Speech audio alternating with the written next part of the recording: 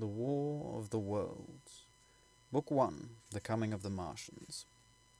Chapter 6, The Heat Ray in the Chobham Road. It is still a matter of wonder how the Martians are able to slay men so swiftly and so silently. Many think that in some way they are able to generate an intense heat in a chamber of practically absolute non-conductivity.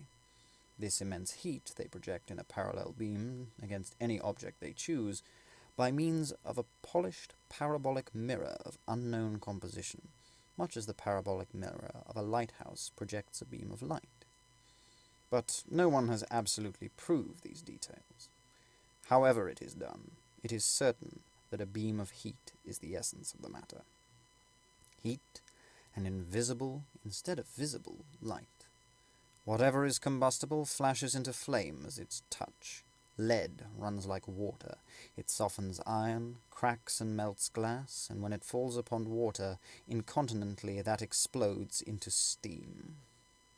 That night, nearly 40 people lay under the starlight about the pit, charred and distorted beyond recognition. And all night long the common from Horsell to Maybury was deserted and brightly ablaze. The news of the massacre probably reached Chobham, Woking, and Ottershaw about the same time. In Woking, the shops had closed when the tragedy happened, and a number of people, shop people and so forth, attracted by the stories they had heard, were walking over the Horsell Bridge and along the road between the hedges that runs out at last upon the common. You may imagine the young people brushed up after the labours of the day, and making this novelty, as they would make any novelty, the excuse for walking together and enjoying a trivial flirtation. You may figure to yourself the hum of voices along the road in the gloaming. As yet, of course, few people in Woking even knew that the cylinder had opened, though poor Henderson had sent a messenger on a bicycle to the post office with a special wire to an evening paper. As these folks came out by twos and threes upon the open, they found little knots of people talking excitedly and peering at the spinning mirror over the sandpits. And the newcomers were, no doubt, soon infected by the excitement of the occasion. By 8:30, when the deputation was destroyed, there may have been a crowd of 300 people or more at this place, besides those who had left the road to approach the Martians nearer. There were 3 policemen, too, one of whom was mounted, doing their best, under instructions from Stent, to keep people back and deter them from approaching the cylinder. There was some booing from those more thoughtless and excitable souls, to whom a crowd is always an occasion for noise and horseplay.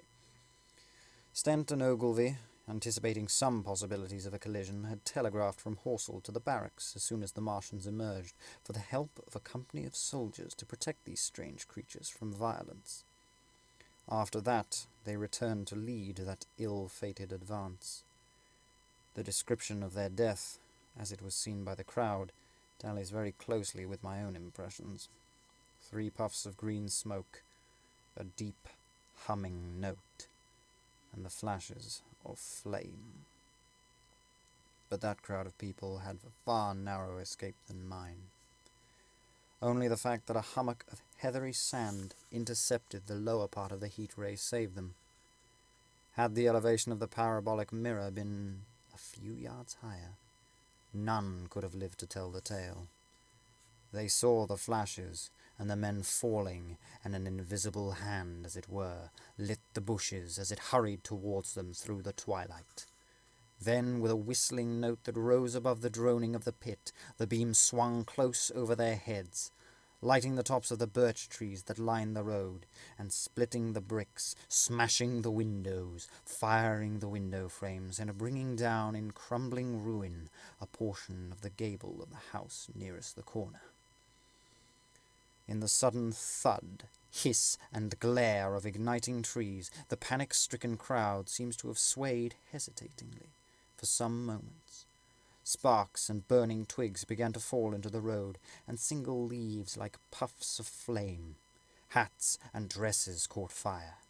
Then came a crying from the common. There were shrieks and shouts. and suddenly a mounted policeman came galloping through the confusion with his hands clasped over his head, screaming. "They're coming," a woman shrieked, and incontinently everyone was turning and pushing at those behind, in order to clear their way to Woking again. They must have bolted as blindly as a flock of sheep. Where the road grows narrow, and the block between the high banks, the crowd jammed, and a desperate struggle occurred. All that crowd did not escape. 3 persons at least, 2 women and a little boy, were crushed and trampled there, left to die amid the terror and the darkness.